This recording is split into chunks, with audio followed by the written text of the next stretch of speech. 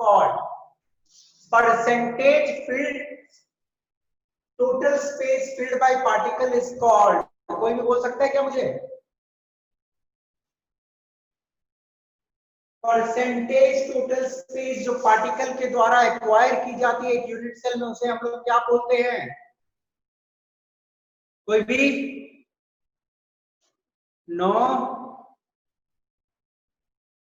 So packing fraction. It is called packing efficiency. Yes, it is called packing efficiency. इसे बोलते हैं हम लोग packing efficiency. ओके बेटा, नेक्स्ट क्वेश्चन आप लोग देखिएगा, distance between body centre and corner atom. बोला गया है कि एज लेंथ जो है ए है, एज का लेंथ जो है ए है। यदि एज का लेंथ ए है तो बोला गया कि बॉडी सेंटर में जो एटम रहेगा और कॉर्नर में जो एटम रहेगा उसके बीच का डिस्टेंस क्या होगा, निकाल सकते हो। चलो 1 मिनट टाइम दे रहा हूं, that is too much for this question, calculate करो। √3a/2. √3a/2, yes, anybody else? और कोई? चलिए देखते हैं, बॉडी सेंटर एटम जो होते हैं देखो कैसे टच करते हैं। एक कॉर्नर वाला हो गया, एक बॉडी सेंटर पोजीशन पे है और एक दूसरा कॉर्नर पे। ओके, तो टोटल कितना हो जाएगा? इसका R, इसका 2R और इसका R, 2R, R3R और R4R। तो 4R बराबर कितना हो जाएगा? बॉडी डायगोनल का लेंथ होता है √3a। Okay, √3a is the length of body diagonal. बोला गया distance between body centre and corner atom, तो डिस्टेंस कितना होगा? यहां से यहां डिस्टेंस होगा। ओके, और this distance is equal to how much? R plus R, बोले तो 2R, तो 4R को 2R बना दो, डिवाइडेड बाय 2 कर दो, तो 2R is equal to √3a/2। इसका आंसर होगा √3a/2। Okay, very easy question, सबको मालूम होनी चाहिए। चलिए आगे बढ़ते हैं। Total volume of atom in FCC unit cell. FCC unit cell में total volume of atom, atom कितना वॉल्यूम ऑक्युपाई करता है एफसीसी यूनिट सेल में? अच्छी क्वेश्चन है, कोई थोड़ा दिमाग लगा सकता है? बोलो, total volume of atom in FCC unit cell. FCC unit cell है, उसमें एटम का कितना वॉल्यूम होता है उसके अंदर में? एटम का वॉल्यूम पूछा गया है। नहीं, कोई नहीं? एक एटम का वॉल्यूम कितना होता है? 4/3 πr³। This is volume of one atom. Effective number of atom FCC में कितना होता है? 4 होता है। क्या होगा? एक एटम का 4/3 πr³, तो 4 एटम का क्या होगा? 4 into 4, that is 16/3 πr³। तो दिक्कत very simple, 74% space occupied in ABC packing in ABC packing। 74% space किस टाइप के पैकिंग में आता है? Sir cubic packing.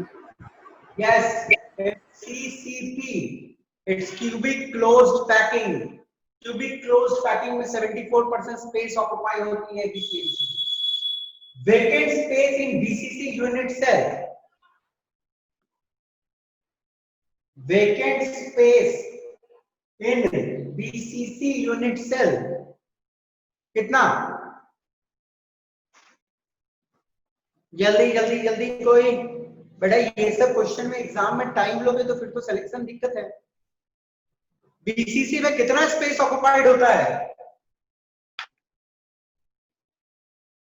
नहीं किसी को मालूम? बीसीसी में 68% इज ऑक्युपाइड स्पेस, और जो खाली स्पेस होता है वो 32% होगी। 68 और 270 और 30 100, 32% स्पेस खाली स्पेस होगी। अब ये वाला क्वेश्चन आपको बनाना है, ये सब बनाएंगे। और मुझे बताएगा कि क्या आंसर हो सकता है इसका पॉसिबल। ठीक है ना, what is the possible answer of this one?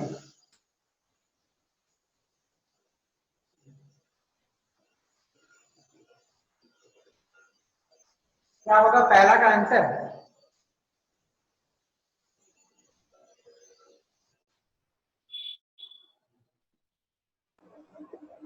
Sir, 2 into 4.29. सही बात। तो सिंपल सा ही क्वेश्चन है। बोला गया सोडियम बीसीसी है, तो बीसीसी में आपको क्या दिया हुआ है? एज लेंथ दिया हुआ आपके सामने, एज लेंथ है, बोला गया है आर कैलकुलेट करना। तो एज लेंथ जो होता है, आप बोल सकते हैं हमारे पास एक फॉर्मूला होता है बीसीसी, ये वाला बीसीसी है, बीसीसी में एक फॉर्मूला होता है √3a = 4r, √3a = 4r, है ना? तो a का वैल्यू तो आपको मालूम है, तो √3 into 4.29 डिवाइडेड बाय कितना? 4 divided by 4 is equal to r। ठीक है ना, बड़ा सिंपल है। इसको आप काटो तो रफली 1.07 के आसपास कुछ आएगा। 1.07 1.07 into √3 करोगे तो आई सपोज 186 या 1.86 एंगस्ट्रॉम के आसपास कुछ आएगा। ठीक है ना, इट विल रफली कम 1.86 आई सपोज। ओके, √3 का वैल्यू कितना होता है? 1.73 1.73 into 1.07, हाँ 1.86 के आसपास कुछ आएगा। बना सकते हैं उसको very easy. Packing efficiency, effective number of atom, coordination number of unit cell. ये वाले में ये कैसा यूनिट सेल है? देख के कैसा लग रहा है? Cubic. यूनिट सेल है। What type of unit cell? Sir, cubical unit cell. हाँ, मतलब यूनिट सेल तो फेस सेंटर्ड क्यूबिक होती है। सीसीपी में जो होती है फेस सेंटर्ड यूनिट सेल होती है। फेस सेंटर्ड है ना, तो Yes. Face centred cubic unit cell.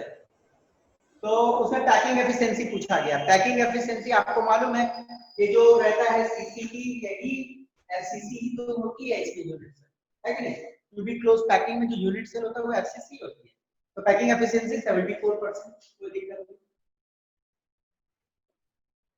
Effective number of atoms,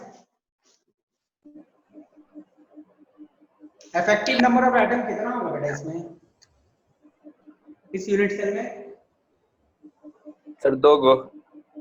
2 गो होगा। इस सेंटर में 2 गो होता है। 4 sir, 4। वो तो इसमें हो जाएगी 4। Coordination number, coordination number 6, sir. कितना होगा? कोऑर्डिनेशन नंबर इस टाइप की पैकिंग में कितना होता है? 12 होता है। कोऑर्डिनेशन नंबर इस टाइप के पैकिंग में 12 होता है। हम लोगों ने देखा था बेटा, याद करो, नीचे में एक हेक्सागन, 3 ऊपर, फिर उसके ऊपर ऑक्टाहेड्रल वॉइड पे और 3, है ना? और ऐसे इसको देखना तो देख, 3 ऊपर और 3 नीचे, तो 6 अपने लेयर में, 6 3 9 और 3 12 होते हैं। Most efficient packing in 3 dimensional is of dash and dash. Most efficient packing in 3 dimensional is of dash and dash. किसका होता है? Most efficient packing in 3 dimensional is of dash and dash. अरे पढ़ाई कर रहे हो, क्या कर रहे हो आप? 3 डायमेंशनल में सबसे एफिशिएंट पैकिंग किस किस टाइप में होता है? एचसीसी में कितना होता है? 74%। Hexagonal closed packing 74%। Cubic closed packing, Cubical close packing. सारे स्टेट एग्जाम में आया हुआ ये क्वेश्चन, तो मेंस की क्वेश्चन है।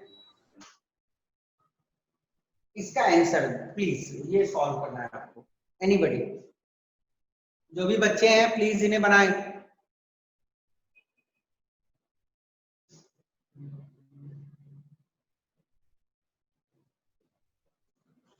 जल्दी। एक मेटल है जो एफसीसी टाइप का है, ठीक है ना। उसमें बोला गया है डायमीटर निकालने, डायमीटर निकालने के लिए बोला गया, और डायमीटर निकालने बोला गया है, और आपको ए दिया हुआ है 408 मीटर, ए दिया हुआ है एज लेंथ 408 पाइकोमीटर। तो आगे कैसे हम लोग प्रोसीड करेंगे बेटा? हम लोग एफसीसी में जानते हैं हमारे सर √3 into 408/2। ये वाला देखो, ये सारे टेस्ट करते हैं ना, √2a होगा एफसीसी में, √2a बराबर क्या होता है? 4r होगा ना, √2a बराबर 4r, तो r हो जाएगी √2a/4। तो √2 का वैल्यू सबको मालूम है 1.414, एंड a का वैल्यू दिया हुआ 408, तो √2 into 408 डिवाइडेड बाय 4, तो 4 बन गया 4, 102 into 1.414, कुछ आ जाएंगे, देख लेना कैलकुलेट करके, 186 पाइकोमीटर रफली इसकी आंसर आएगी। ओके, रफली I think that only it will come, देख लेना। 144 आइडिया है सपोज इसकी आंसर, देख लेना आपको बोल दिया। ओके, क्योंकि 102 को हम लोग 100 मान सकते हैं, 1.414 into 100 कर दो, हाँ वही कर सकते हैं। अब यहाँ पे देखो d is equal to x by a cube है नहीं, बोलिए d is equal to x by a cube है नहीं, if fcc then x is equal to x का क्या वैल्यू होगा यहाँ? Density Molar mass. पूरा लिखा हुआ, density is equal to x by a cube है नहीं, if Molar mass. Molar mass होगा यहाँ पे x की जगह। डेंसिटी का फॉर्मूला होता है बेटा, density is equal to z into m by ne into a cube। देखो फॉर्मूला तो लगाना है, a क्यूब है, ne है, मोलर मास तो रहेगा ही ऊपर में, साथ में z भी तो रहेगा, fcc है, तो x की वैल्यू 4m आएगी, सिर्फ m नहीं 4m। Okay, relation between m and na, m होती है मास ऑफ एन एटम, एक एटम की मास होती है m। Okay, m is the mass of one atom, understood? This is molar mass and Na relation क्या है, कोई बोलो जल्दी से, रिलेशन क्या होगा? अरे यार, mass of an atom is equal to molar mass by Avogadro number, mass of an atom is equal to molar mass by Avogadro number, सबको मालूम है, दिमाग कहाँ रहता है भगवान जाने। चलो ठीक है, आगे बढ़े हम लोग। बेटा क्वेश्चन के जवाब दो, मैं अपने बनाने के लिए थोड़ी क्वेश्चन लिख रहा हूँ, आपसे पूछ रहा हूँ। यदि आपसे नहीं बन रहा है तो आपसे रिक्वेस्ट है, मैं तो एक बार बता दिया आपको, इन क्वेश्चंस को लिख लेना और एक बार सॉल्व करने की कोशिश करना, ठीक है ना। सारे क्वेश्चंस बोर्ड एग्जाम में आए हुए हैं, या आपके कुछ मेंस के भी हैं, कुछ नीट के भी क्वेश्चन हैं, तो प्लीज सॉल्व इट घर में एक बार।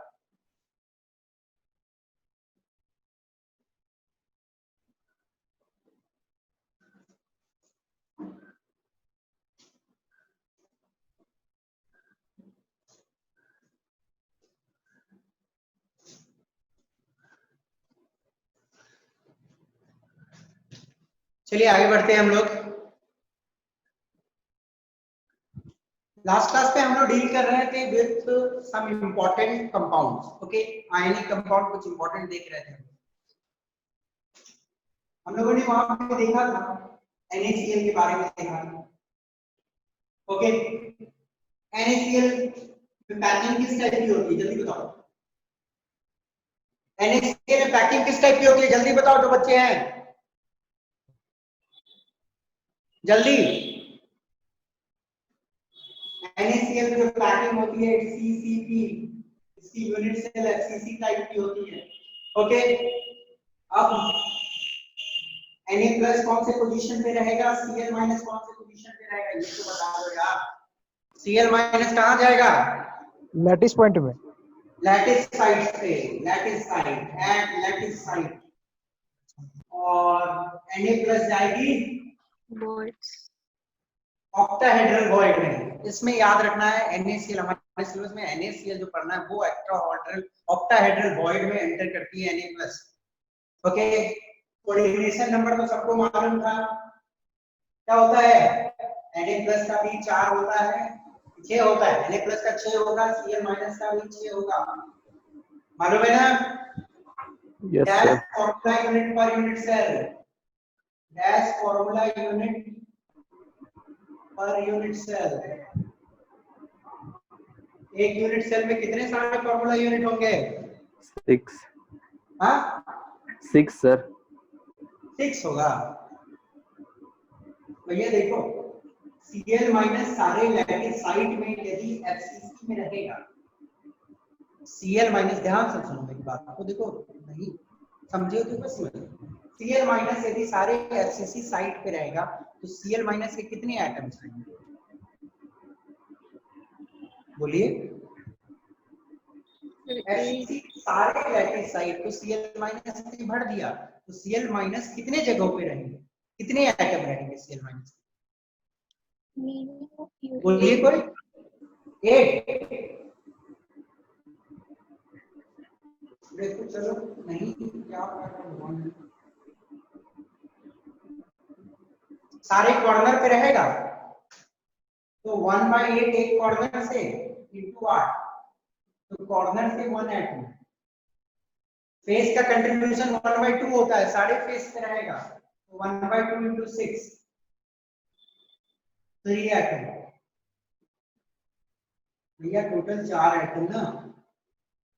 Cl- NaCl में यदि 4 एटम है Cl- के, तो Na+ के कितने एटम चाहिए? 4 ही चाहिए ना। तो एक यूनिट सेल में 4 एटम Cl- 4 आयंस Cl- के हैं, तो Na+ के कितने आयंस होंगे? 4 ही होंगे। तो कितने सारे फॉर्मूला यूनिट होंगे? 4 Na+ 4 Cl-, कितने सारे फॉर्मूला यूनिट है बेटा? बोलिए। 4। Okay, 4 formula unit per unit cell, ये आपको ध्यान देना है। 4 formula units per unit cell होते हैं। ओके, तो इसके बारे में ये कुछ इंपॉर्टेंट कॉन्सेप्ट आपको दिमाग में रखनी है, वेरी इंपॉर्टेंट। मैं रिवाइज करवा दे रहा हूँ, आप लोग पढ़ रहे हो कि नहीं?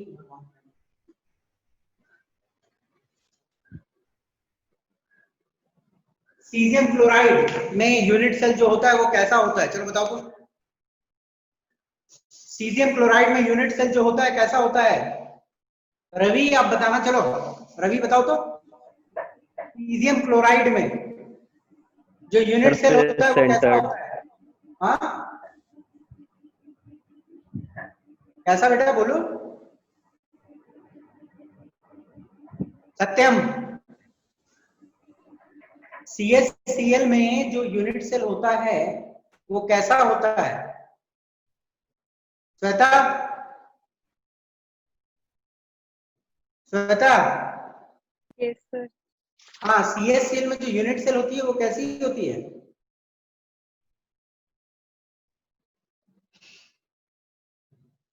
CHCl में जो यूनिट सेल होता है बेटे, मैंने लास्ट क्लास में बताया था, ध्यान से देखो।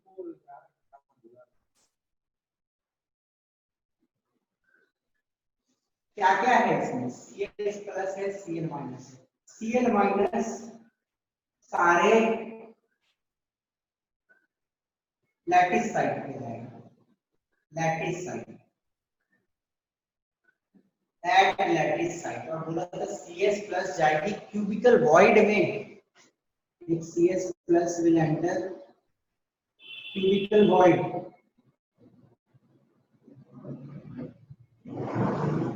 Cs+ क्यूबिकल वॉइड में जाएगी, है ना।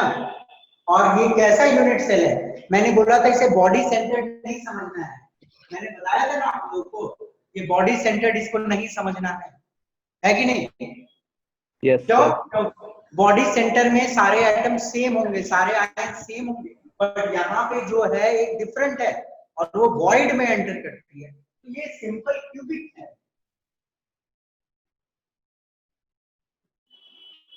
Simple cubic. और यदि कोई भी आयन क्यूबिकल वॉइड में एंटर करता है तो उसकी कितनी होती है कोऑर्डिनेशन नंबर? कोऑर्डिनेशन नंबर कितना होता है? अरे पढ़ाई कर रहे हो कि आप लोग खेला कर रहे हो? हाँ, क्यूबिकल वॉइड में यदि कोई भी आयन एंटर करेगा तो उसकी कोऑर्डिनेशन नंबर कितनी होगी? 6 सर। 6 होगा क्यूबिकल वॉइड में। 4 सर 4। कितना होगा? 4 4 होगा। 4।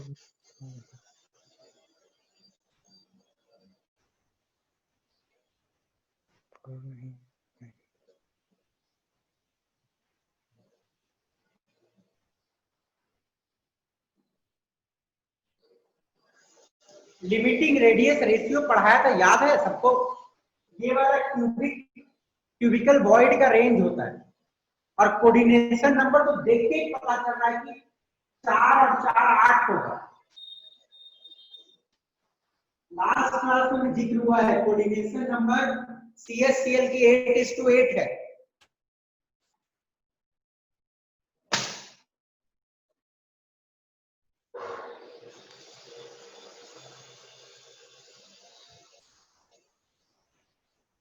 चलिए, आप लोग की मर्जी, पढ़ाई करो ना करो आपकी भी मर्जी है।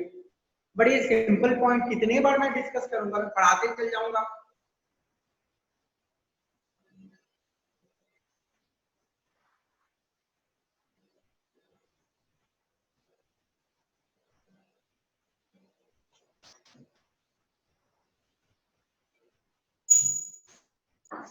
चलिए, what's is over is over.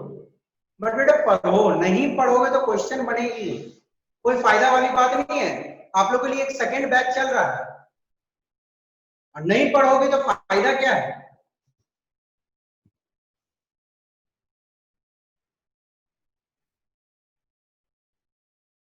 तो नेक्स्ट क्लास में आओगे तो प्लीज पढ़ के आना कि क्वेश्चन में करवा पाऊं तो आंसर देना। CaF2 टाइप नेक्स्ट स्ट्रक्चर जो हम लोग डिस्कस करने वाले हैं, it's calcium fluoride type. Revise कर लेना, जिंक सल्फाइड भी लास्ट क्लास में पढ़ाया था मैंने। CaF2 type, it's calcium fluoride type. इसे हम लोग बोलते हैं fluoride type structure. Fluoride type, okay, ध्यान से देखिएगा, it's known as fluoride type structure. Calcium fluoride fluoride में भी जो पैकिंग होती है इट्स CP ओनली। ध्यान देना है इंपॉर्टेंट चीज कि Ca2+ और F- आयन में, इट्स वेरी इंपॉर्टेंट, यहाँ पे Ca2+ और F- में नॉर्मली हम लोगों ने पढ़ा है एनायन की साइज जो होती है वो बड़ी होती है कंपेयर टू कैटायन। ये पढ़ा है, एनायन की साइज जो होती है वो बड़ी होती है कैटायन के कंपैरिजन में।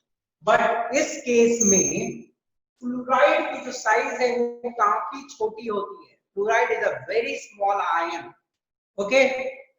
तो इस केस में Ca2+ इज बिगर आयन। तो बिगर आयन कहां पे जाता है? जल्दी से कोई जवाब दो। लैटिस बिगर पॉइंट आयन सर। कहां पे जाता है? Lattice point. लैटिस साइट्स पे, एट लैटिस साइट।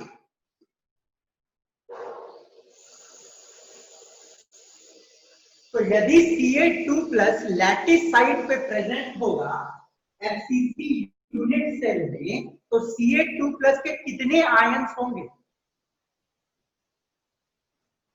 जवाब दीजिए कोई, कितने आयन होंगे? सर 4। 4 आयन होंगे। Ca2+ के 4 आयन होंगे। अब आपको फॉर्मूला देख के ही ये समझ आ रहा होगा कि यदि Ca2+ का 4 आयन है तो फ्लोराइड की कितनी आयन की रिक्वायरमेंट होगी? 8। 8 की रिक्वायरमेंट होगी। तो 8 आयंस की रिक्वायरमेंट होगी, तो कहां एंटर करे तो अच्छा रहेगा? void. Tetrahedral void. Yes, enter करेगा टेट्राहेड्रल वॉइड में, ऑल टेट्राहेड्रल वॉइड्स, क्योंकि टेट्राहेड्रल वॉइड्स क्या होता है, दुगना होता है of number of effective number of atoms. 4 to the 8 आए तो सारे टेट्राहेड्रल वॉइड में एंटर कर गया। ओके, ये इंपॉर्टेंट है, दिमाग में रखिएगा। अब क्वेश्चन आती है कोऑर्डिनेशन नंबर।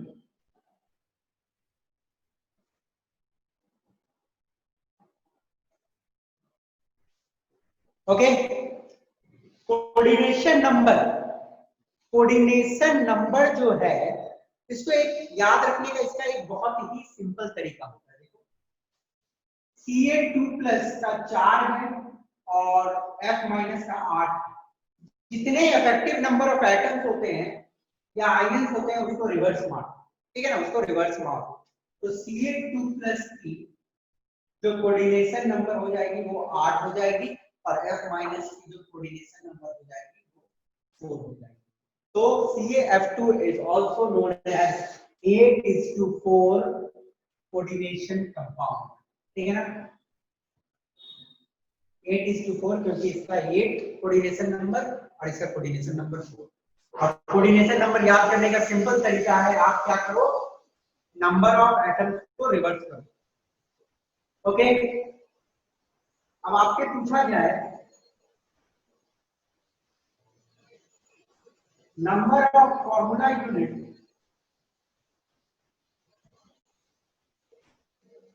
पर unit cell. Per unit cell कितने सारे फॉर्मूला यूनिट्स होते हैं, जल्दी देख के बताओ। 4. 4 होगी, यस। 4 है, देखो, कैल्शियम 2+ और F2, मतलब ऐसे हम इसको लिख सकते हैं, कैल्शियम 2+ और 2F-, है ना। एक कैल्शियम के लिए 2 चाहिए, तो इसके 8 है और इसके 4 है, तो बेसिकली 4 CaF2। ओके, 4 CaF2, तो 4 formula units per unit cell. Example के रूप में आप लोगों को याद रखना है, जो एग्जाम्पल आपको देखनी है, बेरियम क्लोराइड इसी टाइप का स्ट्रक्चर होता है, strontium chloride, barium chloride, strontium chloride या कैल्शियम क्लोराइड, ये सारे जो स्ट्रक्चर होते हैं fluoride type of structure. Okay, आपको ये दिमाग में आराम से बैठा के रखो, वेरी इजी चीज है, कुछ नहीं है। एफसीसी में कितने रहते हैं लैटिस साइड्स के सबको मालूम है, दिमाग में याद रखेंगे, 4 आयन रहेंगे, डबल हो जाएंगे, 8 आयन हो जाती है, ठीक है। और कोऑर्डिनेशन नंबर क्या हो जाता है, रिवर्स मार दो, याद रहेगा। इतने सारे फॉर्मूला यूनिट, एक दो एग्जांपल याद रख सकते हैं। Okay, so this is all for fluoride type of structure. Okay, अब चलिए हम लोग बढ़ते हैं फ्लोराइड से एंटी फ्लोराइड।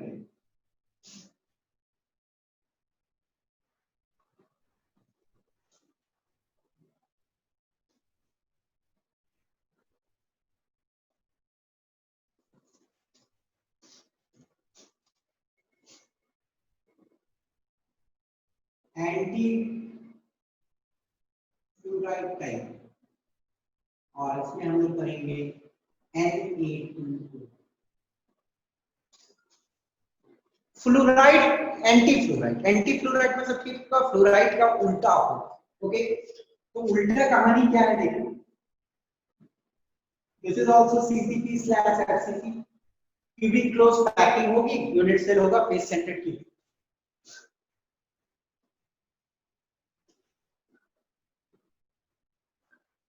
यहाँ पे बिगर आयन ऑक्साइड की है, तो बिगर आयन ऑक्साइड की है तो लैटिस साइड पे यही रहेगा, एट लैटिस साइड।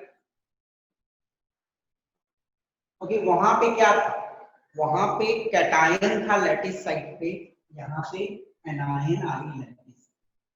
ओके, और कैटायन चल गई white side.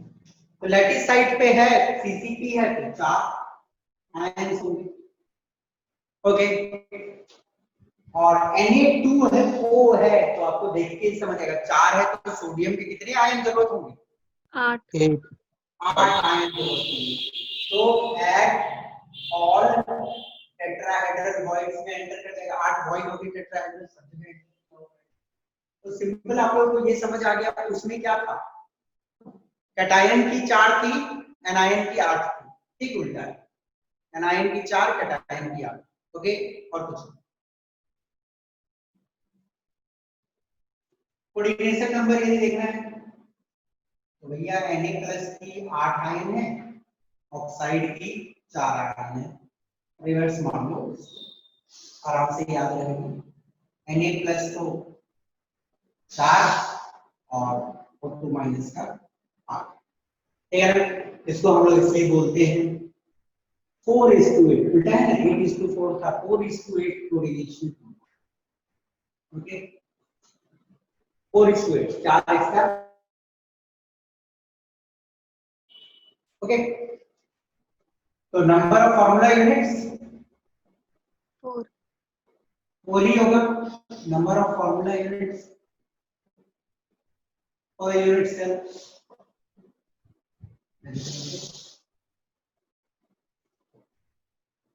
Okay, 4 formula unit होंगे क्योंकि 8 है तो 4 ही बनेगा। ओके, इसे दिमाग में रखना।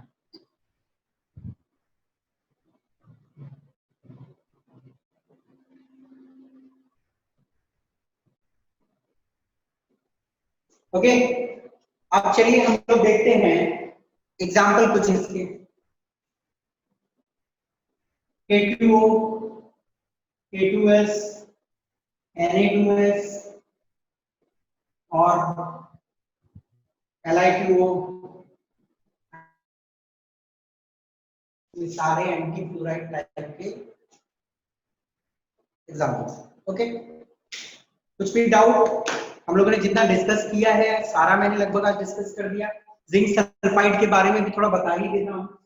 जिंक सल्फाइड भी बेटा आप लोगों की सीसीपी टाइप होती है, तो लास्ट क्लास में मैंने ये बताया है आप लोगों को। ओके, तो सीसीपी है, एफसीसी है। ओके, H2- और Zn2+, H2- बड़ी है तो जाएगी लैटिस साइट पे, और ये वाली जाएगी टेट्राहेड्रल वॉइड, ऑल्टरनेट टेट्राहेड्रल। सारे टेट्राहेड्रल नहीं, ऑल्टरनेट टेट्राहेड्रल मिल जाएगी। ये आपको दिमाग में रखना है। ओके, इसमें भी फॉर्मूला यूनिट्स कितने होंगे? 4 ही हो जाएगी, क्योंकि 4. 4 होगी एफसीसी में तो उसके भी 4 होंगे, तो 4 फॉर्मूला यूनिट भी आपको दिमाग में रखना है। लास्ट क्लास में जो पढ़ाया था वो सारा देख लेना, जेडएनएस वाला। आज जो पढ़ाया वो क्लियर है? कोई डाउट है तो पूछ लो आप मुझसे, कोई भी। Anybody, any doubt? I suppose no. चलिए आगे बढ़ते हैं।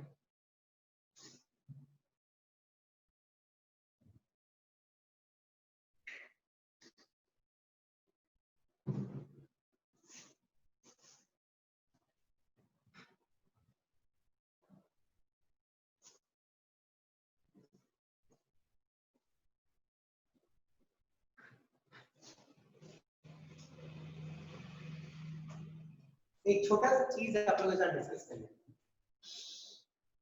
NaCl कैसी कोऑर्डिनेशन थी इसकी? 6:6,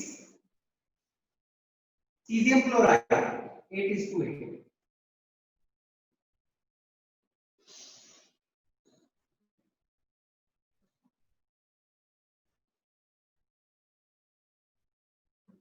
देखो, एक टाइप ऑफ क्रिस्टल को आप दूसरे टाइप ऑफ क्रिस्टल में बदल सकते हो। मानो NaCl का 6:6 कोऑर्डिनेशन नंबर है, आप इसको 8:8 वाला भी बना सकते हो यदि प्रेशर बढ़ा दो।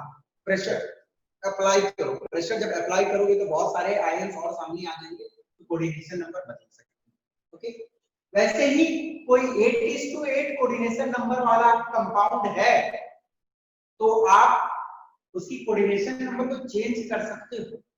Okay, by applying high temperature.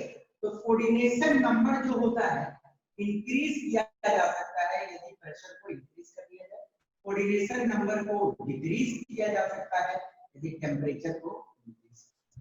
ये एक इम्पोर्टेंट पॉइंट है, इसे दिमाग में रखिए। अब ये मत सोचना इस क्वेश्चन में कि NaCl CaCl बन जाएगा, ऐसा नहीं। यहाँ पे सिर्फ डिस्कशन है कोऑर्डिनेशन नंबर, ठीक है। प्रेशर बढ़ेगी तो कोऑर्डिनेशन नंबर बढ़ जाएगा, टेम्परेचर बढ़ेगी तो कोऑर्डिनेशन नंबर को घटाया जा सकता है। ओके, तो this is a very important point जो आपको दिमाग में रखना है।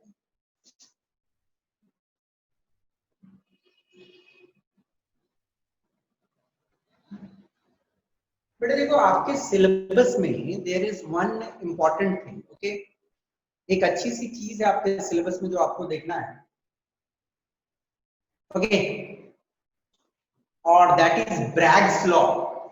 और शायद दैट इज ये जी की सिलेबस में है, आपके बोर्ड की सिलेबस में नहीं है। तो ब्रैग्स लॉ हम लोगों को ऑन वेरी सिंपल पार्ट देखना है, ओके। ब्रैग्स लॉ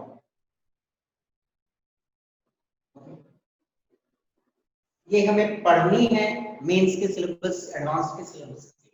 तो जरा ध्यान से देखिएगा, बहुत सिंपल है इसका, मतलब सारा चीज नहीं पढ़ना है ब्रैग्स लॉ के बारे में, बहुत सिंपल में क्वेश्चंस पूछे जा सकते हैं। ब्रैग्स लॉ में एक्चुअली हम लोग क्या करते हैं, इन्वेस्टिगेटिंग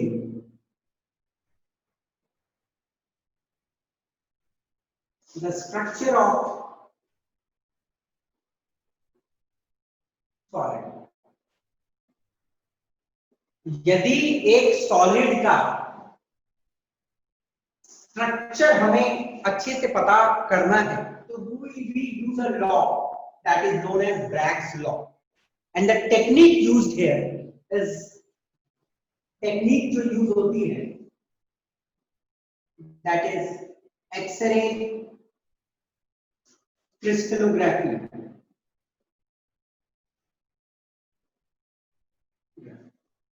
ओके, अब बेटा देखना है कि एक्सरे क्रिस्टलोग्राफी में एक्चुअली हम लोग करते क्या है।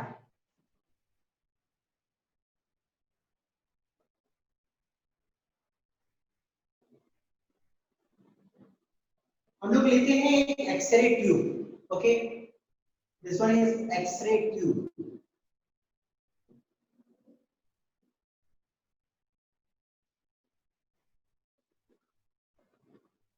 आप सभी को मालूम है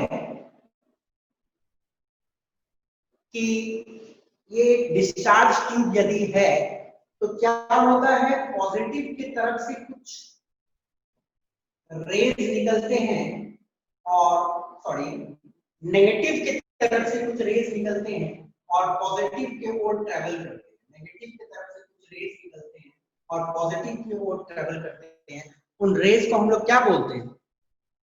cathode rays. Yes, we call them as cathode rays, ठीक है। यदि कैथोड रे के रास्ता में, यदि कैथोड रे के रास्ता में कोई मेटल का आप प्लेट रख दें, कोई मेटल सीट रख देते हो, यहाँ मेटल सीट, तो आप सभी को ये बात भी मालूम होगा कि कैथोड रे बेसिकली इलेक्ट्रॉन होती है, इलेक्ट्रॉन नेगेटिव चार्ज होती है जो पॉजिटिव की तरफ भागती है, और उस रास्ते में एक मेटल का सीट रख दिया जाए जिसे लोग टारगेट मेटल बोलते हैं, तो उससे यदि कैथोड रे टकराता है तो आपको मिलती है एक्सरेज, आपको मिलता है एक्सरे। क्या मिलता है? एक्सरे। ओके, ये वेरी इंपॉर्टेंट आपको दिमाग में रखनी है कि एक्सरेज क्या वो निकलता है इफ कैथोड रेज टकराती है एक target metal sheets. Okay, X-ray निकला। अब यदि एक्सरेज को हम एक पर्टिकुलर क्रिस्टल से, ध्यान से सुनिएगा आपकी मेन कहानी, एक्सरे को यदि हम लोग एक क्रिस्टल के ऊपर डायरेक्ट करते हैं तो आप सभी को मालूम होगा कि क्रिस्टल में जो अरेंजमेंट होती है पार्टिकल्स की, वो प्लेन्स में, ये आपको मालूम होगा है ना, प्लेन्स में अरेंज होती है, तो इसलिए ना इसमें क्लेवेज प्रॉपर्टी होता है, जब इसको बीच से काटेगा तो प्लेन्स मिलेंगे, एकदम प्लेन सरफेसेस। तो जो क्रिस्टल्स होते हैं उनमें पार्टिकल्स जो अरेंज होती है इंडेफिनिट प्लेन्स में अरेंज, और इन प्लेन्स के बीच में कुछ डिस्टेंस होता है, ओके। और यदि उन प्लेन्स के बीच के डिस्टेंस को हम कैलकुलेट कर ले तो हमें एक सॉलिड के स्ट्रक्चर के बारे में पता चल जाएगा, ओके। और हम लोग एक्सरे आता है, हिट करता है, उसकी पाथ चेंज हो जाती है, ओके।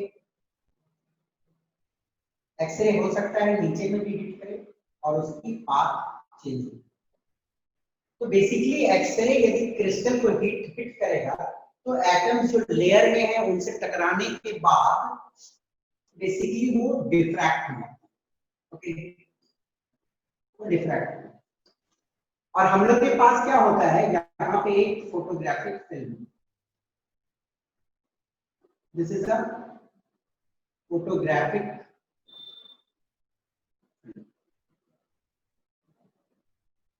फोटोग्राफिक फिल्म में आपको रेगुलर पैटर्न के पॉइंट्स मिले, ओके, रेगुलर पैटर्न के पॉइंट्स मिलते हैं। क्यों रेगुलर पैटर्न पे पॉइंट्स मिलते हैं? क्योंकि X-ray are diffracted by atoms in crystal। जो डिफ्रैक्शन भी होगी वो रेगुलर पैटर्न में होगी और रेगुलर पैटर्न में हमें स्पॉट्स जो मिलेगा फोटोग्राफिक फिल्म में वो भी रेगुलर स्पॉट्स मिलेगी। और उन रेगुलर स्पॉट्स से हम ये पता कर सकते हैं कि डिफ्रैक्शन किस तरह से हुई है और रफली हमें सॉलिड के स्ट्रक्चर के बारे में आइडिया मिल सकता है। तो मैंने जस्ट एक आपको रफ पिक्चर बताया था एक्सरे क्रिस्टलोग्राफी एक्चुअली होती क्या है, स्ट्रक्चर ऑफ एटम को कैसे पता किया जाता है ये इतनी सिंपल नहीं है, it's very complicated, but just आप समझ लो कि होता क्या है। एक्सरेज को डाला जाता है क्रिस्टल के ऊपर, क्रिस्टल में जो अरेंजमेंट होती है डेफिनेट प्लेन्स में होती है, सो डिफ्रैक्शन जो होती है it's also a definite one. तो हमें स्पॉट्स जो मिलते हैं फोटोग्राफिक फिल्म में वो डेफिनेट पैटर्न में मिलते हैं और उन स्पॉट से हम रफ आइडिया लगाते हैं कि क्रिस्टल में स्ट्रक्चर जो है, एटम्स के अरेंजमेंट है वो कैसे है, ओके।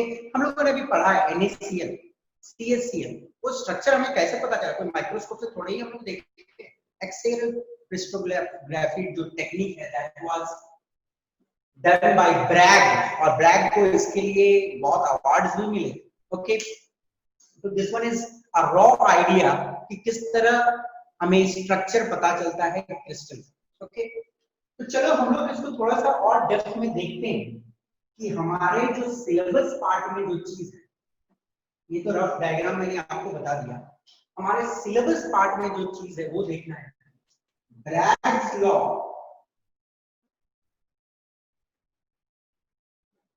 बोलता है कि n lambda is equal to 2d sin theta, okay. अब ये सारे n lambda 2d sin theta है क्या? चलो सपोज करो कि ये एक लेयर है कोई क्रिस्टल का और ये दूसरा लेयर है क्रिस्टल। अब यदि मुझे ये डिस्टेंस पता चल जाता है, d is distance between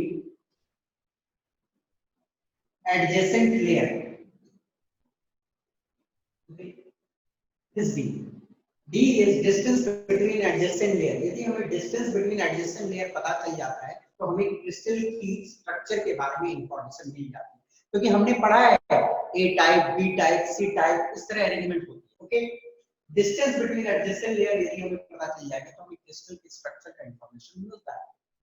तो एक्चुअली होता है क्या, देखो मानो कोई एक्सरे आया होगा, ओके, यहाँ हिट किया होगा, उसका रास्ता चेंज हुआ होगा, रिफ्लेक्ट हुई होगी, तो x-ray is basically a wave.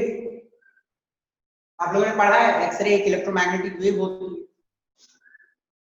मानो रिफ्लेक्ट वेव ऐसे हुआ, इस वेव की एक वेवलेंथ होगी, ओके। तो lambda is what, wavelength of x-ray, ठीक है। थीटा, थीटा इज इस एंगल को थीटा होता है, थीटा। एंड थीटा होती क्या है basically, it's angle between incident ray and plane of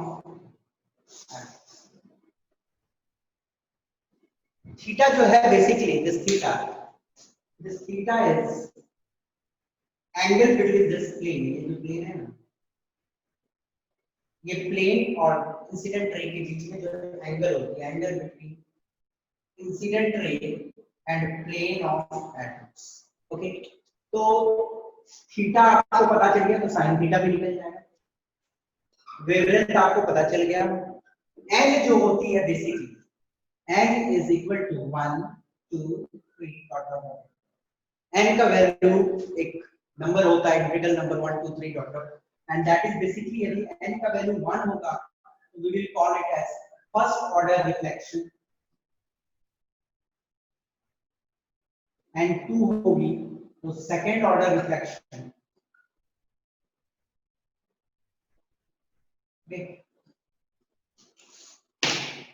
but तो हमें वेवलेंथ एक्सरे का पता चल सकता है। ओके, एन क्वेश्चन में आपको दे दिया जाएगा, आपको first order reflection second order reflection में भी पूछना है, आपको क्वेश्चन में दे देगा ये फर्स्ट ऑर्डर रिफ्लेक्शन है या सेकंड ऑर्डर रिफ्लेक्शन। ओके, जो दिया रहेगा क्वेश्चन में, थीटा भी दी रहेगी, सिर्फ आपको क्या निकालना है, डिस्टेंस बिटवीन एडजेसेंट लेयर, तो डी को आप आराम से निकाल सकते। तो this is the syllabus part Bragg law का, ठीक है ना। ये फॉर्मूला आपको जस्ट याद रखना है, n lambda is equal to 2d sin theta, n क्या होती है, first order reflection second order reflection, lambda is wavelength of x-ray taking, d is distance between adjacent plane and theta is the angle between x-rays and plane of atoms. Okay, ये आपको दिमाग में रखनी है, एक सिंपल न्यूमेरिकल करवा देता हूं जिससे आइडिया आपका क्लियर हो। आई सपोज किसी को कोई दिक्कत इसमें समझने में, हाँ ना, ओके, सबको समझ आ गया होगा, चलो आगे बढ़ते हैं।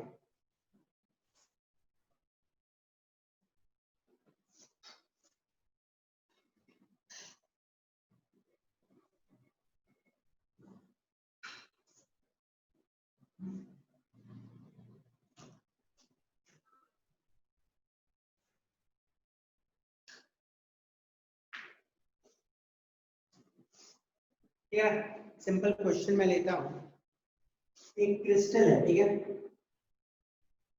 उसके ऊपर एक्सरे डाला गया, एक्सरे की जो लैम्डा है इट्स 70.93 पाइकोमीटर।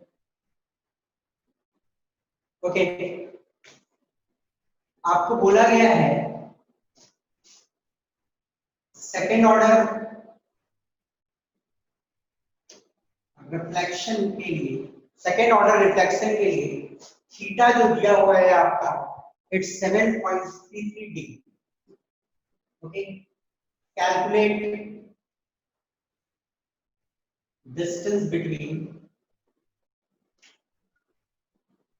एडजेसेंट लेयर, निकाल सकते हो आप वेरी इजीली। आपको क्या दिया हुआ है, एक्सरे दिया हुआ है, इस पे हिट करता है, उसका वेवलेंथ दिया हुआ है, बोला गया सेकंड ऑर्डर रिफ्लेक्शन के लिए थीटा 7.33 है, calculate distance between adjacent layer, very simple है, n lambda is equal to 2d sin theta, n को 2 लेना है, लैम्डा इज गिवन 70.93 पाइकोमीटर है, तो आप इसको चाहो तो मीटर में कैलकुलेट कर सकते हो। Okay, 10 to the power 5 metre. Okay,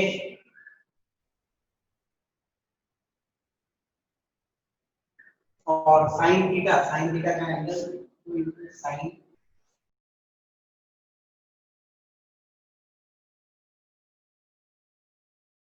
understood, 2 into sin 7.33 degree, sin 7.33 degree क्या होती है, you can see the value, इसमें पुट करो फिर कैलकुलेट कर सकते हो लैम्डा वैल्यू।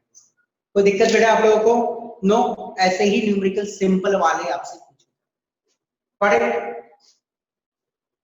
तो अब हम लोग आगे बढ़ते हैं, Bragg's law, this was the simple part जो हमको पढ़ना है, बट आपके पास एक क्रूड आइडिया होनी चाहिए कि सॉलिड स्टेट चैप्टर जब आप लोग आगे पढ़ोगे तो सॉलिड चीजों का जो स्ट्रक्चर होता है वो कैसे पता चलता है। एक क्रूड आइडिया आपको पता चल गया होगा, बट ये काफी डेप्थ में ये चीज है, तो बाद में आप लोगों को हायर क्लासेस में पढ़ना है। तो चलो आज क्या करते हैं, कुछ सिंपल न्यूमेरिकल्स डील करते हैं आपके साथ, जिससे थोड़ी आइडिया तो क्लियर होनी चाहिए आपको, और आप लोगों को बनाना है। एक कंपाउंड है, ओके, जो दो टाइप ऑफ एटम से बनी है, M और N, ठीक है ना। ऑक्युपाइज ऑल FCC साइट्स, सारे FCC साइट्स को ऑक्युपाई करता है, ठीक है। और M occupies 2/3 of THD, therefore calculate formula. आपको फॉर्मूला कैलकुलेट करना, चलो इसको बताओ तो, 1 मिनट टाइम लो, बनाओ इसको।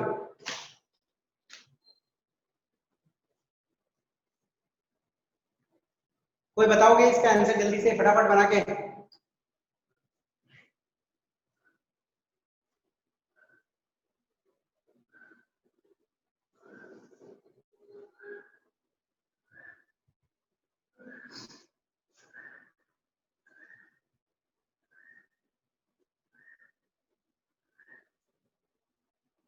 Anybody please.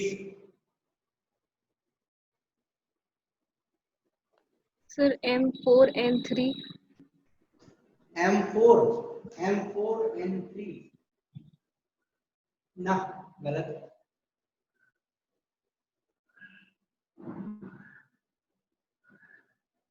देखो बेटा देखो, occupies all FCC sites, N FCC site सारे ऑक्युपाई करता है, तो कितने एटम्स? 4 एटम्स, ठीक है ना। अब दिया हुआ है THD, पहले निकाल लो कितने सारे होंगे, 8 tetrahedral bonds. M occupies 2/3 of tetrahedral bonds, तो M जो है 2/3 of 8 को ऑक्युपाई किया है, okay. 2/3 of 8 it can be called as 16/3, तो M के कितने सारे एटम होंगे, 16/3 एटम।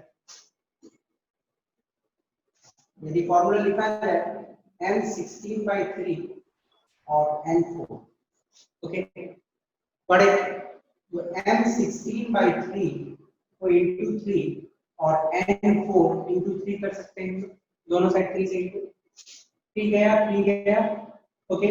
तो M 16 and 12, 4 4 16, 4 3 12, M4 N3, okay, understood. ये दिमाग आपको लगाना है, बनाना। कोई दिक्कत बेटा किसी को? Any problem?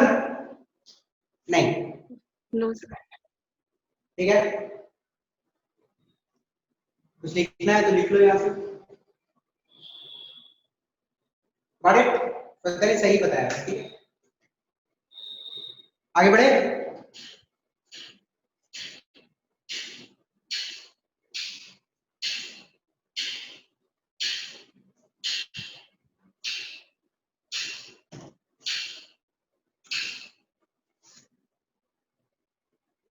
एक कंपाउंड है जो एससीपी स्ट्रक्चर, ठीक है। एक कंपाउंड है दैट इज एससीपी स्ट्रक्चर। आपको बोला गया है नंबर ऑफ वॉइड्स हैं 0.5 मोल ऑफ इट, 0.5 मोल उसका लेंगे तो कितना सारा वॉइड्स होगा, एंड नंबर ऑफ, चलिए बताओ जल्दी से,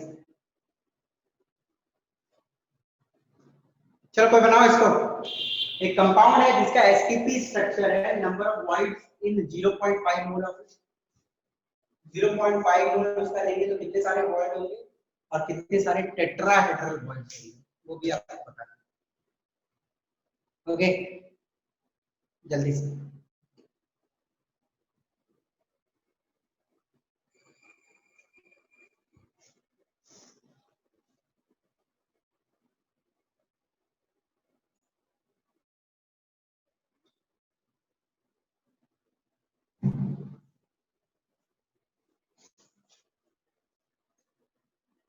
किसी का बना?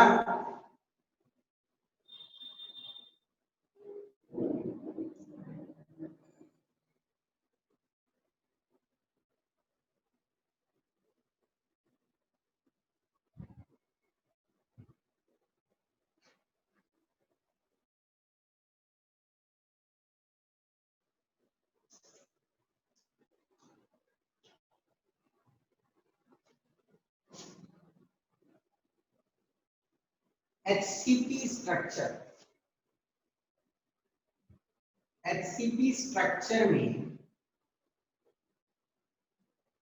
Z इक्वल टू कितना होता है? HCP स्ट्रक्चर में Z कितना होता है?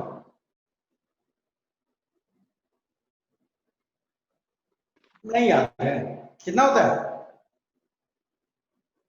बोलिए कोई।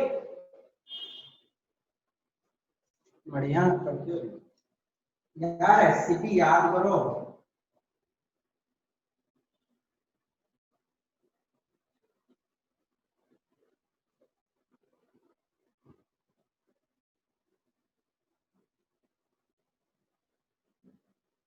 कितने होते हैं? याद आया? कितना? 6. 6 होता है। Z is equal to 6, SCP में Z होता है 6, ठीक है? तो टेट्राहेड्रल वॉइड्स कितने होंगे? 12. 12। ऑक्टाहेड्रल वॉइड कितने होंगे? 6. 6। तो 12 प्लस 6 कितना होता है? 18। 18 voids in 1 SCP unit cell. एक एससीपी का यूनिट सेल लोगे तो उसमें 18 वॉइड होते हैं, ठीक है? और आपसे पूछा गया कितने सारे वॉइड होंगे? 0.5 मोल उसके। तो आप क्या निकालोगे? पार्टिकल्स इन 0.5 मोल। पहले मैं पार्टिकल्स निकाल लेता हूं, कितने सारे पार्टिकल्स होंगे 0.5 mole? It will basically Na/2। 0.5 mole क्या होगा? एवोगैड्रो नंबर का आधा ही पार्टिकल्स होगा ना, Na/2। अब Na/2 में कितने सारे एससीपी यूनिट सेल हैं? इतने सारे टोटल पार्टिकल्स होंगे। अब इसमें कितने सारे एससीपी होंगे, कोई बता सकता है? Number of SCP unit cell. SCP unit cell कितना सारा होगा? Sir Na/12। एससीपी में होता है 6। एक एससीपी यूनिट सेल में होता है 6। तो इतने सारे पार्टिकल में कितने सारे होंगे? Divided by 6। 6 से डिवाइड कर देंगे तो निकल जाएगा ना कितने सारे यूनिट सेल होंगे। इतने सारे पार्टिकल, 6 पार्टिकल का मतलब एक यूनिट सेल एससीपी वाला। तो 6 से डिवाइड कर दो तो number of SCP unit cell निकल जाएंगे।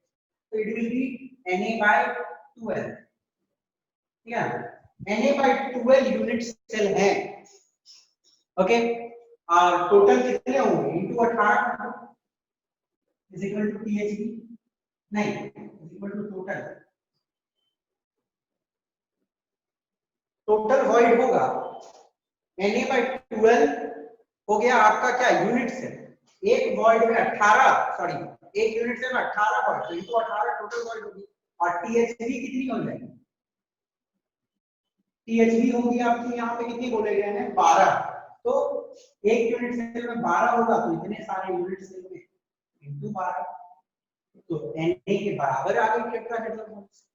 Okay, I suppose idea would be clear. जिनको दिक्कत है पूछ लो बेटा, बहुत सिंपल क्वेश्चन है। एनसीईआरटी की क्वेश्चन है कि 0.5 मोल में कितने सारे होंगे। मैंने 0.5 में कितने पार्टिकल्स है वो निकाले और उतने पार्टिकल्स को 6 से डिवाइड कर दिए तो कितने सारे एससीपी यूनिट सेल है वो पता चल जाएगा। ओके, अब एससीपी यूनिट सेल कितना सारा है वो पता चल जाएगा, तो into total number of void जो एक में होता है कर दिए, टोटल वॉइड निकल गया। क्वेश्चन आपके सामने, सिंपल क्वेश्चन। ओके,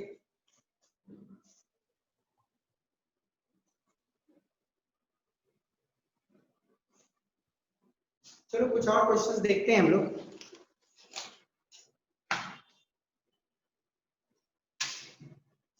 एक एलिमेंट एक्स है जो बीसीसी स्ट्रक्चर है, एलिमेंट एक्स है, उसकी बीसीसी स्ट्रक्चर है, ठीक है ना। उसका एक यूनिट सेल का वॉल्यूम दिया है, volume of 1 unit cell equal to 2.39 into 10 to the power minus 20 centimeter.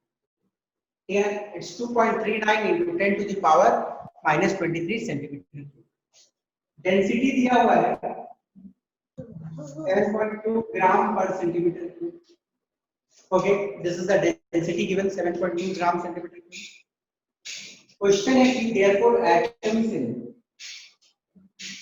208 gram of it.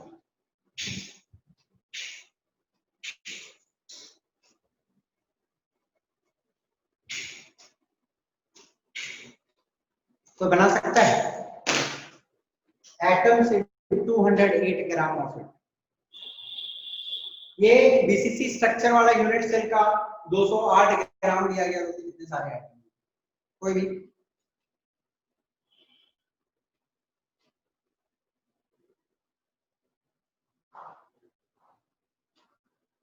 Element x है, बीसीसी स्ट्रक्चर है, एक वॉल्यूम, एक यूनिट सेल का वॉल्यूम दिया गया है, ठीक है ना। डेंसिटी दिया हुआ है यूनिट सेल का, बोला गया एटम्स कितने सारे होंगे 208 ग्राम। देखो बेटा सिंपल देखो, 208 gram atom, 208 gram atom, density का फॉर्मूला आपको मालूम है, मास बाय वॉल्यूम।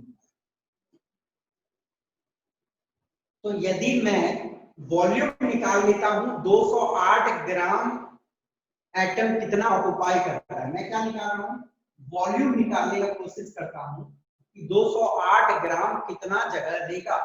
तो volume is equal to mass by density, mass दिया हुआ 208 ग्राम और डेंसिटी तो दी हुई है 7.2 ग्राम सेंटीमीटर क्यूब। ओके, इसको काटोगे इसका कुछ आंसर आएगा, माइट भी जो भी आए, इसको सपोज करो x आ गया, ठीक है ना, x सेंटीमीटर, ठीक है। This is the volume of what, 208 gram unit cell का ये वॉल्यूम। ओके, यदि मैं करता हूं वॉल्यूम ऑफ 208 ग्राम, ठीक है ना, volume of 208 gram atoms divided by volume of one atom, ठीक है ना, sorry volume of one unit cell. देखो बेटा मैं क्या कर रहा हूं, 208 ग्राम एटम जितना वॉल्यूम ऑक्युपाई किया वो निकाल लिया मैंने, उसको मैं यदि डिवाइड कर दूंगा volume of one unit cell से, तो हमें total number of unit cell निकल जाएगा, ठीक है ना। मानो 5 10 वॉल्यूम ले रहा है और एक पेन 2 वॉल्यूम ले रहा है, तो हम क्या करेंगे 10 से 2 को डिवाइड करेंगे तो कितने सारे पेन है वो निकल जाएंगे ना। तो वैसे ही वॉल्यूम जो 208 ग्राम एटम का है उसको मैं एक यूनिट सेल के वॉल्यूम से डिवाइड कर देता हूं, तो नंबर ऑफ यूनिट सेल हमको मिल जाएगा। ओके, यदि हमको नंबर ऑफ यूनिट सेल मिल जाता तो नंबर ऑफ यूनिट सेल में एक बीसीसी स्ट्रक्चर में कितने सारे होते हैं, इफेक्टिव नंबर ऑफ एटम 2 होती है। तो आपको क्या करना है, नंबर ऑफ यूनिट सेल से इनटू 2 कर देना, ठीक है ना। एक यूनिट सेल में 2, उतने सारे यूनिट सेल में इनटू, निकल जाएगा आपको कितना एटम है पूरे unit cell. Okay, I suppose the idea should be clear, किसी को कोई दिक्कत नहीं होनी चाहिए। चलो देखते हैं कुछ क्वेश्चंस और।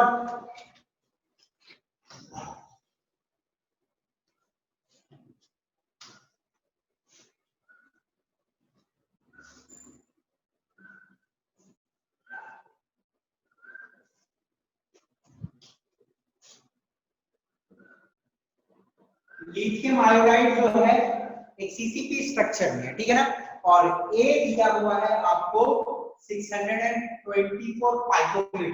लिथियम आयोडाइड सीसीपी स्ट्रक्चर में है, ए दिया हुआ है 624 पाइकोमीटर।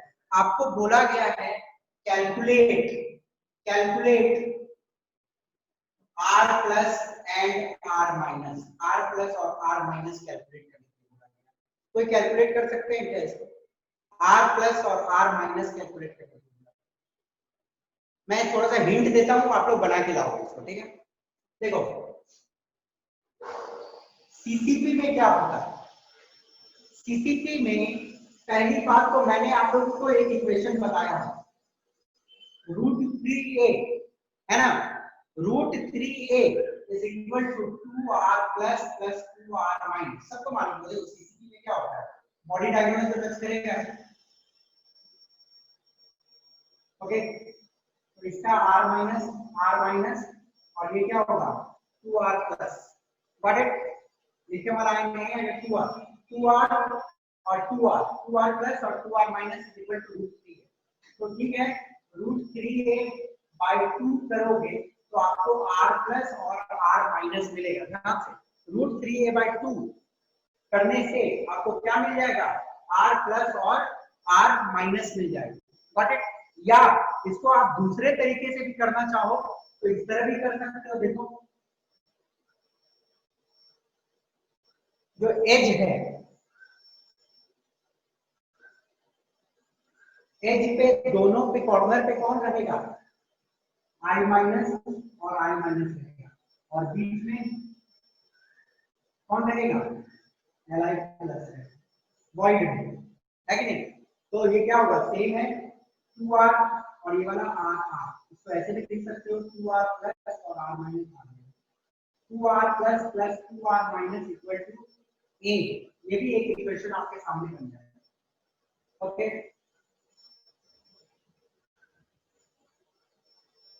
Got it. और बेटा नो, ये तो बॉडी डायगोनल में तो फेस सेंटर में टच नहीं करता है बॉडी, ये तो बॉडी डायगोनल √3 ये बॉडी डायगोनल होता है, फेस वाले में बॉडी डायगोनल तो होता ही नहीं, तो ऐसे नहीं कर सकते। तो एक ही इक्वेशन आया हमारे पास जो सेंटर, तो ये वाला रहता है एज, इस एज में यहाँ पे रहेगा और ये वाला वॉइड है यहाँ पे भी रहेगा, तो ये एक इक्वेशन आया, और इस इक्वेशन से हमें तो मिलेगा सिर्फ a बाई 2 भी कर दे तो r प्लस और r माइनस मिलेगा, पर हमें साथ में तो नहीं पूछा है, हमें r plus and r minus पूछा है अलग से, तो और एक इक्वेशन हम लोग बना सकते हैं फेस में, ये मानते हैं कोई एक फेस है, फेस में टच, सीसीपी है तो फेस में टच करेगा, बॉडी में नहीं टच करेगा, वो कर सकता है फेस में टच करेगा, तो यहाँ पे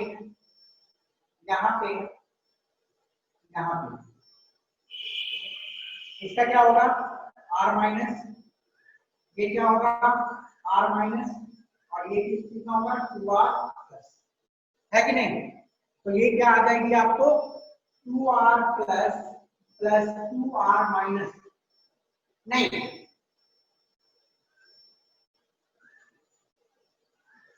क्योंकि लैटिस साइड में ध्यान देना है, सीसीपी है तो लैटिस साइड में सिर्फ i माइनस ही रहेगा, सिर्फ i माइनस रहेंगे, तो r माइनस, क्योंकि ये आयनिक कंपाउंड है, आयनिक कंपाउंड में लैटिस साइड में सिर्फ नेगेटिव वाले रहेंगे, तो r माइनस 2r माइनस और r माइनस, तो 4r माइनस आ जाएगी equal to √2a, okay, 4r minus equal to √2a, तो r माइनस यहां से आप निकाल सकते हो √2a बाई 4, ओके, a का वैल्यू आपको दिया हुआ है 624 पाइकोमीटर,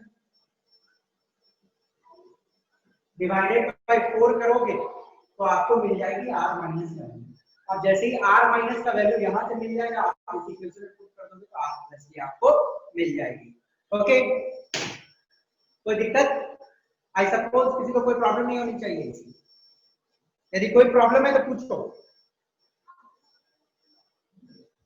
वेरी सिंपल, देखो कुछ नहीं किया है, जो एज था उन दोनों का लिख लिया, इसका लिख लिया वॉइड वाला, एक इक्वेशन, लैटिस साइड पे सिर्फ नेगेटिव वाले आने रहेंगे, और r माइनस √2 है तो r माइनस निकल गया, r माइनस निकल गया, r माइनस इसमें डालो निकल जाएगा, ओके, तो दिस इज ऑल, ये न्यूमेरिकल को आप बनाने की कोशिश करना विद ऑल द वैल्यूज, सारे जो टेक्निकल कॉन्सेप्ट वाली पॉइंट थी वो मैंने आपको बता दी, होप लास्ट क्लास में आप पढ़ के आओ or we will end this chapter in the next class only. Okay, so thank you for today. Meet you in the next class. Thank you.